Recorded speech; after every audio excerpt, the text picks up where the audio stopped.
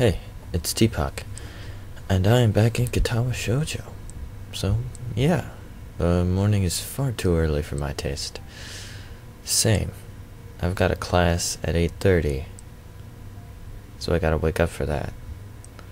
And then, since my only time to record is after that class, I'm recording this now at like 9:40. Ugh. Voice is not at what it should be. Anyways, morning's too early. It doesn't help that I had trouble sleeping last night. Same.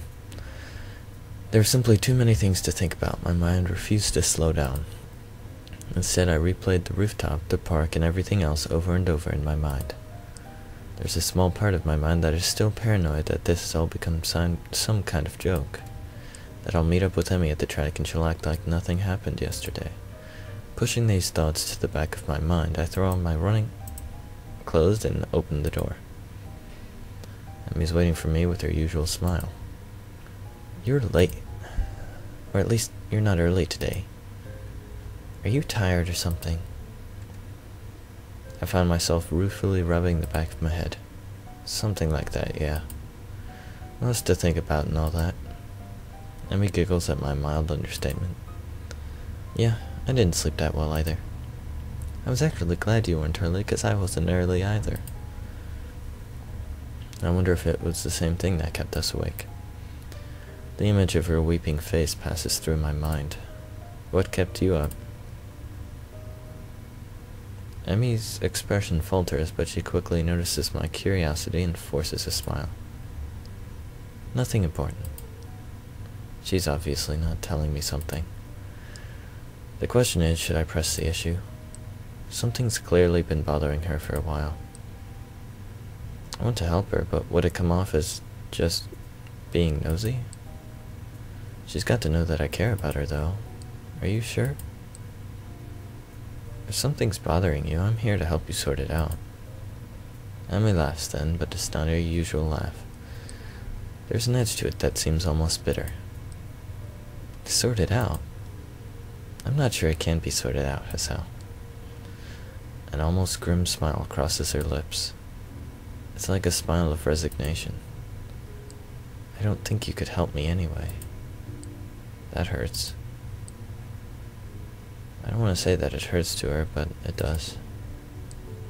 Doesn't she realize that I want to be there for her when things go wrong? Well, I won't push you on the matter, but I'm here if you decide later that you'd like to talk about it. It might help. I can see the debate raging behind Emmy's eyes. It seems like she wants to tell me, but she's not sure whether or not she can. Hey, forget about it for now, okay? We've got running to do. The mention of running, something that she can handle, brings Emmy back to her usual self. Right. Hurry up and stretch out, Hisao. We've got to get moving. She takes off like a shot, far quicker than I'm used to. Still, I try to keep pace with her, recklessly testing my limits. It gives me a feeling of freedom, like my heart is no longer important. I find myself wanting to laugh, filled with the feeling of moving beyond what I once called my boundaries. The nurse's warnings to not overdo things echo in my mind, but I disregard them. This feeling I have, this willingness to risk a heart attack for something so trivial as a morning run, feels out of character for me. But is it? Or rather, should it be? I've got a weak heart, sure. It'll never be capable of the kind of speed and endurance Emmy's capable of. Though, I probably wouldn't be able to get that good even if I had a healthy start. As we round that final bend, I feel my legs screaming in protest, but for the first time I ignore them. I accelerate to the finish at a sprint, nearly catching up to Emmy. That was never going to happen, of course. Still, I keep right-clicking and I don't know why. I feel surprisingly good. Oh sure, my legs feel like they're about to catch fire and I'm having trouble staying upright. But there's been a shift of some sort today. And it's all thanks to the girl grinning at the finish line waiting for me. That felt a little faster than usual. My comment is met with a grin and a shrug. Can't have you think I was going soft on you now, can I? But you managed to handle it just fine. Well, I could have done it without you. Still feeling the high from the run and moved by a surge of gratitude, I seize Emmy in a hug. Thanks. Really, I'm not just saying that. I'm in your debt. Emmy seems flustered by my words, squirming uncomfortably. Don't be silly, Hisao. Someone had to haul you out here, didn't they? And it's not like you're doing anything for me, right? I needed a running partner, remember? I shake my head, still pointedly not letting go of Emmy, who stops squirming and merely looks up at me with a quickly deepening blush that seems almost out of character. No, that's not true. You wanted a running partner, but you didn't need one. If I hadn't shown up the day after the festival, you would still run, right? But it doesn't work the other way around. I only managed to make it out a few times before the festival. And without you, I probably wouldn't have made it out at all after that. Don't know why. I'm gonna use spacebar. Emily smiles at me and prods my chest with one finger. You are pretty lazy, Hisao. Hey, I was giving you a compliment. Well, you're welcome, I guess. I'll pay you back somehow. Oh, well, that's not necessary, you know? I mean, I kinda like you, Hisao. And being able to run with you in the mornings isn't exactly a bad deal for me either, so... For someone who gets so much praise, she seems unused to gratitude. I can't think of anything else to say, so we fall silent. I become aware of Emmy's breathing, and the dampness of her clothing, and of the scent of her. Coming off of anyone else, it would stink.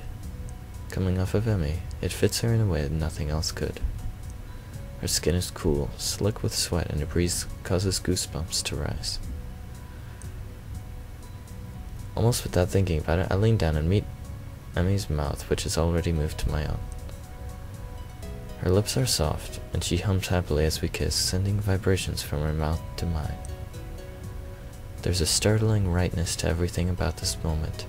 We fit one another perfectly. The kiss ends, and I finally let my arms drop back to my sides. Emmy is smiling warmly at me, and giggles again.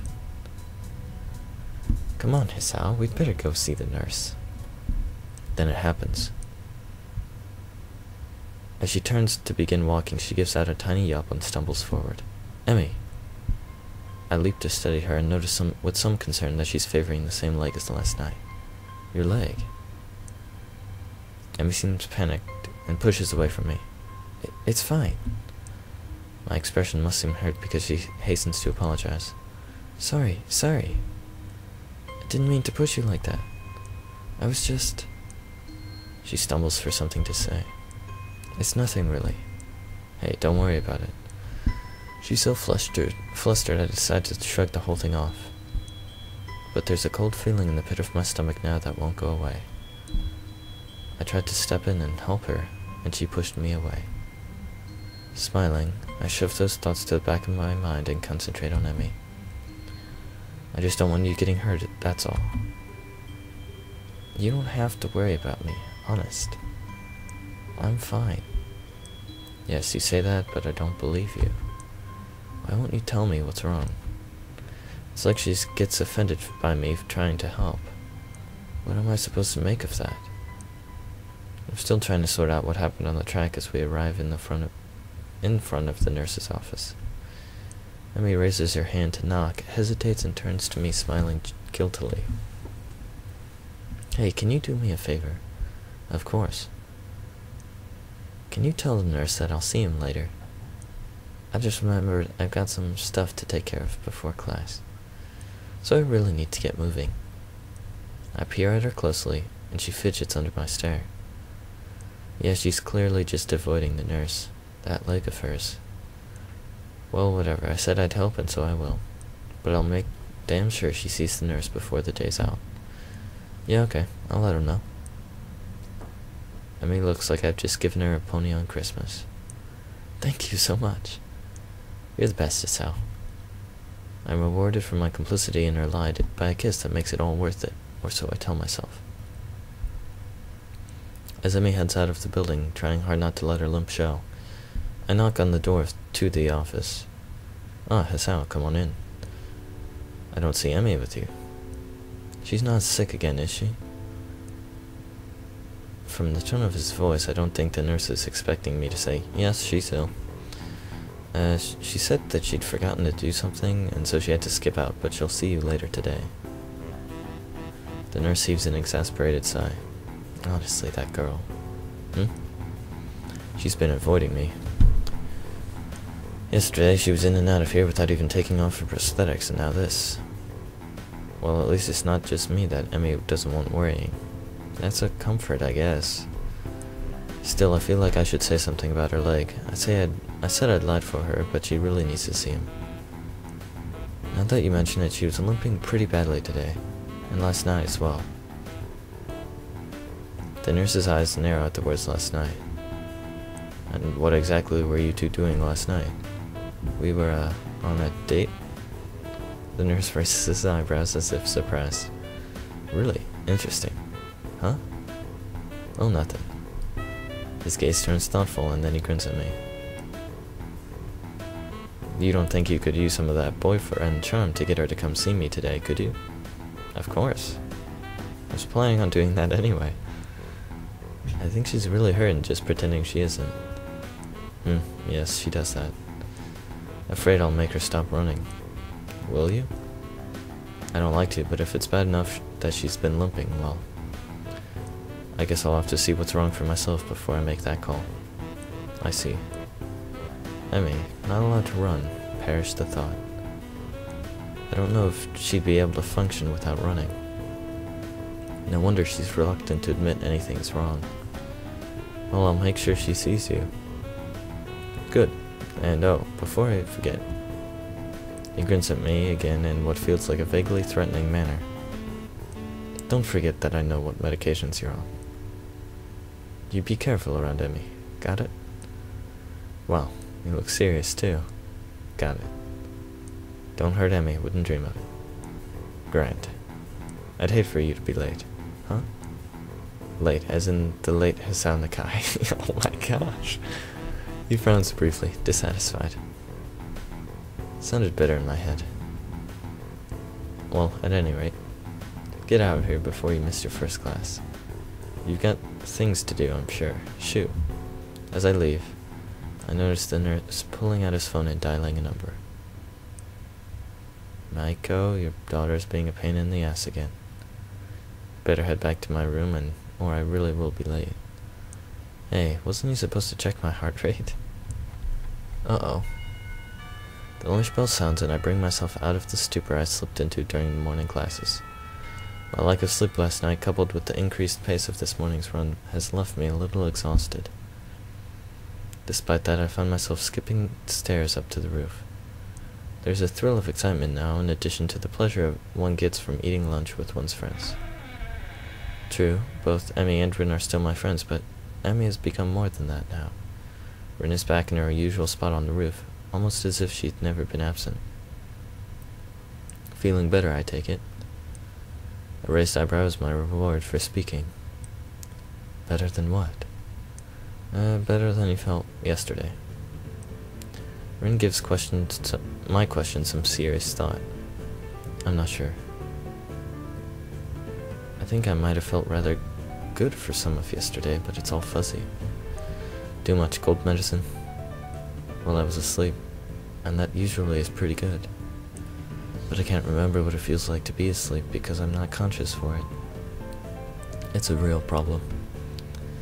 Then again, if I knew how good it felt, I might not sleep anymore. But this way I keep trying, so I guess that's how I can keep from being overtired. An eternal mystery to keep you sleeping at night? Maybe mystery is the wrong word. Intangibility might be the proper way to describe it. I see. No, I don't see it all. I have no idea what she's talking about, but that's okay, since I rarely do. Do you remember what sleeping feels like? Like yesterday. Do you remember what you felt like sleeping yesterday? Well, actually, I didn't get a lot of sleep yesterday. Maybe that's because you remember subconsciously. Actually, I think I was worrying about Emmy. Doesn't Emmy worry enough about herself? I hadn't considered that, but it gives me pause. True, but would she ask for help if she needed it? Rin frowns and I raise an eyebrow. Will I get a proper answer? Probably not. There's something she should be asking for help with. Her leg, for starters. This seems to catch Rin's interest. Leg? It's hurt, but you won't see the nurse about it. Rin shakes her head in disapproval. You have to make her. Like she makes me go to class for her own good. Otherwise she could lose her legs again, and that's just too weird. Losing things twice. Especially if you don't find them again to begin with. Unless prosthetics are the same as finding something. But that's a different kind of lost, isn't it? I think so. I wonder. Wonder what? Emmy seems to have snuck up on Rin and I, and though Rin doesn't seem especially surprised, which is itself unsurprising, I suppose. Rin manages to sit herself upright, quite expertly throwing her upper body forward and using her momentum to right herself. Your leg, how's it feel? That earns me a frown and a bit of a glare. It's okay, I think. Not worth worrying about. Told that to the nurse. He's quite insistent that you visit him, you know. Emmy pouts like I've just told her she's been grounded. He worries too much. It's not a big deal, just a little soreness. I try to resist rolling my eyes in exasperation. If it's nothing, then you should have no problem seeing him, right? Emmy narrows her eyes suspiciously. Did he put you up to this? Well, maybe, a little. But that's not the point. I would have reminded you to see him anyway. It would be terrible to see you really hurt and not doing anything about it. That would make it worse, and I don't really want to see you hurt, you know? Call me crazy, but I kinda would prefer to see you happy and healthy. With each statement, Emmy's frown fades a little more, until eventually she's grinning, albeit a little shyly. Well, if you're gonna put it that way, then I guess I'll have to see him. Otherwise, you'll keep worrying, and then I'll never hear the end of it, right? That's right. I keep bugging you about it, and that might put a damper on our dates. How's the food, Hisao? Talk to the nurse, Emmy. How's your day, Hisao? Talk to the nurse, Emmy. Hisao, I think I'm ready to go. All the talk to the nurse, Emmy. See, it doesn't work that way. Emmy giggles at my high-pitched rendition of her own voice and gives me an affectionate shove. My voice isn't that high, jerk. I thought it was pretty accurate. Emmy and I stare at Rin for a while before I burst into laughter. Emmy crosses her arms and huffs, mock offended. You're both jerks. Such vile calumnies from you, young woman. I'm stunned that you would call me, of all people, a jerk. Honestly, I don't know what to think. Emmy sticks her tongue out at me. You ass. So Rin, how's the art club these days? Rin, seemingly as surprised by this sudden change of topic as I am, takes a minute to think before answering. I believe it is okay. Although Namiya keeps telling me to work harder. But I don't think he understands my methods. He always struck me as slightly creepy. Yep. Rin ponders this statement for a while. I've never really noticed. But I don't pay attention to him most days, so maybe that's why. How often do you meet? Thinking of joining Hisao? What? Nah, I've already decided to join a club. Really? Which one? Well, it's not really much of a club, to be honest. Oh, you joined the tea club? No, I joined the science club, I think. Emmy looks highly confused. We have a science club? Not really, it's just me. Hisao, that's not a club, that's sitting in your room reading books. No, I mean, it's just me and Matao. I'm just the only student so far. Matao, really? A thought strikes her. Oh, is that what you were talking about yesterday? Your meeting with Matao? Yeah, that was our first meeting, I guess. Amy giggles. Nerd. Hey, I can't help being clever. You know, I could have used your help years ago. You should have had your heart attack earlier in life, Hisao. I laugh and then realize this is probably one of the very rare times I've laughed about my heart attack. Hindsight. Yeah. The ringing of the bell ends our conversation. I guess we'd better go. Yeah, I guess so. Come on, Rin, you too. Rin has apparently begun to doze off, so Emi gives her a sharp bump. I almost had it. Sorry, but you need to go to class. I disagree, but maybe if I nap in class, I'll get it this time. Changing location is sometimes helpful for that kind of thing. Neither Emi or I bother asking what it is. As we arrive at my classroom, Emi gives me a quick kiss and heads down the hallway, Rin in tow. I turn to enter the classroom, to be met by the duo of Shizune and Misha. Misha seems to be fighting a losing battle to keep from breaking into a fit of giggles, which he translates Shizune's latest rant. Well, we are pleased and thrilled to see how you've managed to make new friends and forge relationships. And with such a cutie too, Hee-chan. I think that last part was probably Misha. We nevertheless feel compelled to politely remind you that public displays of affection are strictly forbidden. Really? That's disappointing, Shi-chan. By Section 8 of the Code of Conduct laid out in the Student Handbook. In this case, however, ignorance of the law may be your excuse, as we are feeling lenient. And the paperwork required to punish the both of you would only add to the already mountainous volume of work which confronts us, the sole members of the Student Council. And besides, you two are adorable together. Therefore, consider this a formal warning and please refrain from such displays in the future. At least when Shizune can see you, Hee-chan. I was expecting Shi-chan. This whole spiel is so patently ridiculous that I can't help but reply in the same pompous manner. Well, I for one feel enlightened. I apologize profusely for my rash actions and will strive to contain my baser impulses which, I fear, impel me towards such inappropriate displays of public affection. It's hardly my wish to burden an already overworked student council with such petty matters, and will do my best to make your lives easier in this matter in the future, at least when Shizune is watching. The last line is delivered with a wink to Misha, who finally loses control over laughter.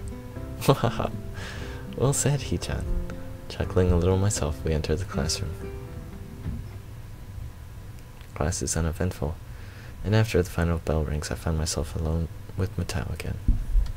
Well, I'm gonna end it here, and I guess we'll pick it up with the science club next time, so yeah. Thanks for watching. See you next time.